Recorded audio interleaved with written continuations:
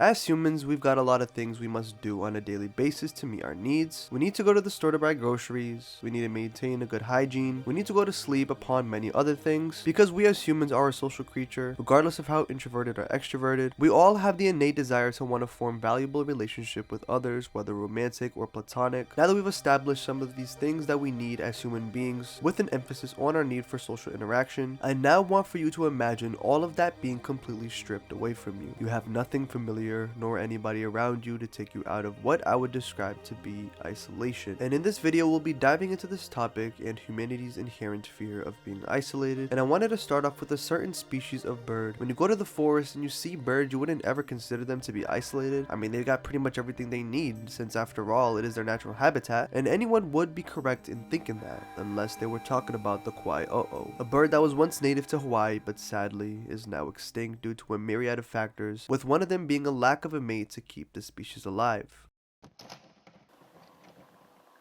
This is some of the only known footage of this bird, and just imagine you were this bird. You've got everything necessary to survive as an individual of your respective species. However, you lack one thing that'll ultimately keep your kind alive and thriving. In a sense, you're alone in the world, and whether you know it or not, the legacy of your species ends with you.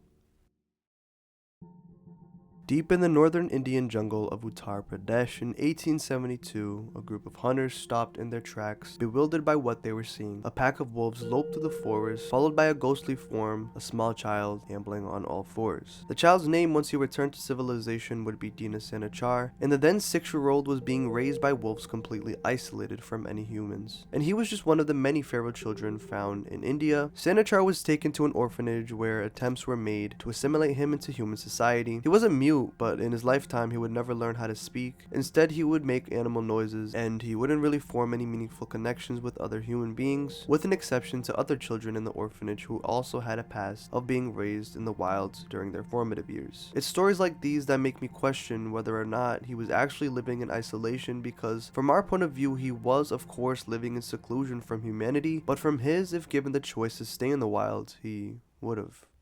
Marcos Rodriguez Pantoja, who was born in Spain, is yet another story of someone living alone among wolves. After having endured years of abuse, eventually by the age of 7, he was sold off to a goat herder who would later pass away, leaving him without anyone to watch over him, except for the wolves of course. When he was finally taken in and taught how to speak, dress, walk upright, and eat with cutlery again, he was admitted to a hospital in Madrid, and as an adult, he was reintroduced into society. Marcos took on a myriad of jobs throughout the years, and due to his naivety in finances and the culture around him, he would end up being taken advantage of, and after years of unstable living arrangements, he would eventually find stability, and he currently spends his days being invited to city councils and various organizations to talk about his story. In an interview in March of 2018, he said that he was disappointed in human nature and wished he could return to the mountains and leave society. For me personally, there's a lot of harsh realities about society and also about people in general I had to learn about after being hit like a truck by adulthood after graduating high school. And I won't get political, but the reason I bring up society is because whether or not we like it, we have to play some sort of role in it in order to make a living, which probably means working under someone else to meet their goals. And a lot of people don't care about others and are willing to take advantage of others for their own benefit. And that's probably the harsh reality Marcos had to learn about after years of being taken advantage of, and why he wishes he could return to the mountains and escape and just isolate himself from all of this.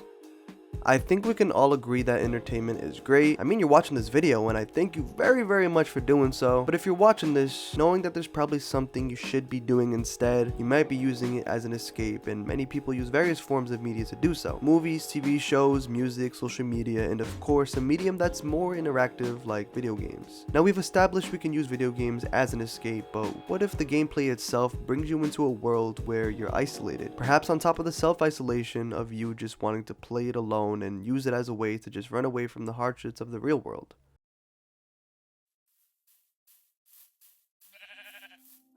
When you think of Minecraft, I'm sure the first thing that comes to your mind isn't any sense of isolation. I mean, all over YouTube, we see Minecraft being used to connect people and build communities, but if you were anything like me when I was a kid and a complete noob at the game, it was excellent in making me feel like I was alone in a vast world that's completely unknown to me.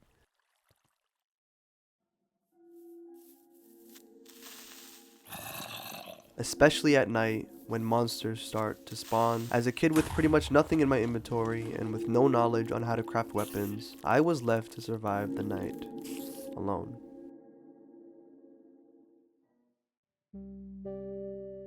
I talk a lot more about this cool looking game called Nekoyume in this video, which you can check out after this one, but the reason I'm bringing it up here in a video about isolation is because it makes me feel just that, isolated from everything familiar and left to traverse the various cat themed worlds alone. But at the same time, it all feels welcoming, and even though I've gotta leave eventually, I don't mind cruising around here a bit.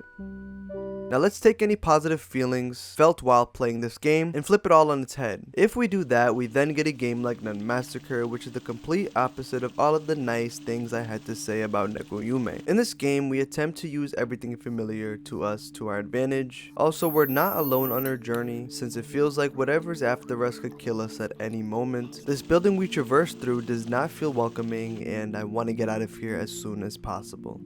Now, I believe these two games, despite their major differences when compared to each other, highlight some sort of loneliness, granted in their own unique ways. But with all of these games that showcase bits and pieces of isolation, I now want to show you an experience that embodies autophobia. You descend into an ocean of blood. Beginning your descent. Cruising depth in roughly 40 seconds. Stand by.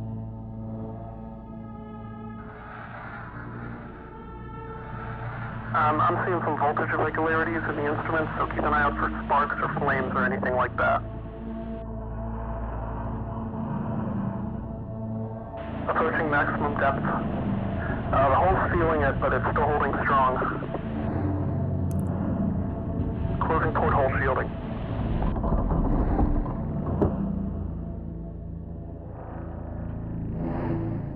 We're starting to lose radio signal.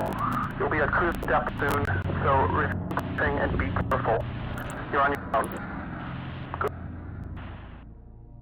All of your senses are rendered useless, as the submarine you're tasked to go to various locations within the vast abyss to take pictures with doesn't have any straightforward way of letting you know where on the map you are. And forget seeing anything in real time, as the window in front of you has to remain shut, and the only way to see anything is with the camera hooked up to the front of the submarine, effectively leaving you blind to the outside world. The only way to navigate is with these buttons, moving the ship forwards, backwards, and rotating it. The numbers above the up and down arrows represent your current coordinates, which you'll have to use with the map to gauge where you are. On your journey, this is pretty much all you'll see. It's just you, the vast bloody waters you're traversing, and whatever deep sea creatures are roaming them. Thalassophobia is the fear of large bodies of water, and it makes sense why someone would have this fear. If you stay underwater for long enough, you will lose air and drown, since fundamentally we aren't built to survive underwater. That's why scuba divers use oxygen tanks when staying underwater for longer periods of time. And going back to Iron Lung, this whole experience, being left alone to complete a task, unknown whether or not we'll return from the bloody oceans alive, reminds me of another true story that happened on May 26, 2013. That's the day a tugboat called the Jackson 4 capsized in the Atlantic Ocean, and Harrison Okene, who was the boat's cook, was trapped almost 100 feet underwater for 3 days, and since there was a pocket of air, he was able to tough it out and survive until he was eventually rescued. He was the only survivor on the ship, and for 3 days he was there completely alone, with only himself, his thoughts, and the vast waters around him.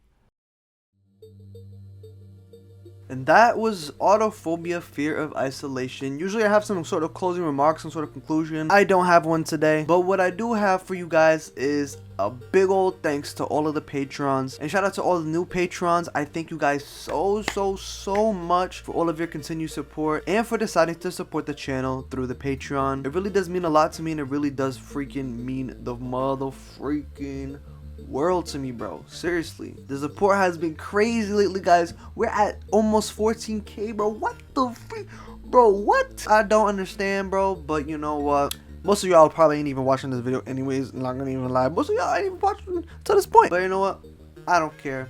That's all good. because I have so many things that I'm excited to put out for you guys. I'm just excited for the future, man. I'm excited for what's to come. I hope you guys enjoy what I end up putting out. And anyways, I don't know what else to say, so I'm going to end it off right here. Thank you again for watching, and as always, I don't deserve you tuning into this video or tuning into any of my videos. I don't deserve it. I don't deserve any of your support.